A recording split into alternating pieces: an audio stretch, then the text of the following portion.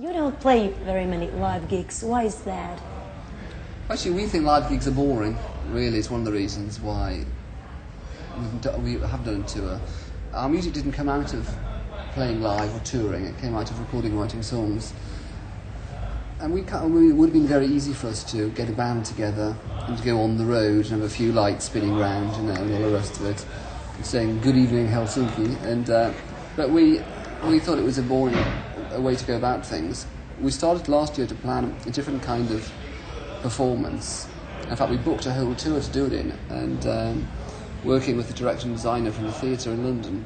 And then we discovered, when we actually saw the figures, that we were going to lose an absolute fortune. In fact, we'd have been bankrupt, and so we cancelled it.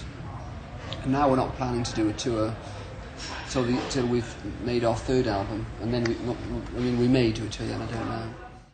In a sense, the scene is quite similar to a heavy rock record, isn't it? Don't you think? Yeah, you could say that. You can imagine Europe singing It's a Sin, I think. Yeah. But are they a heavy rock group? Well, they're a soft heavy rock group, aren't they? Yeah. Actually, Neil had this idea that our next album should sound like Led Zeppelin.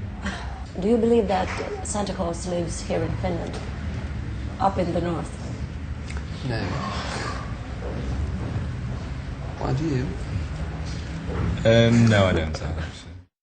Rock and roll. Actually, England hasn't got such an obsession with rock and roll.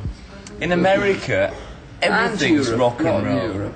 You know, you can't order a beer without it being a rock and roll event, can you? You know what I mean? It's kind of like, hey man, rock and roll, nice. You know what I mean? It's like... People in England don't really think about rock and roll. Everything's rock and roll in America, It's isn't not it? an issue, really.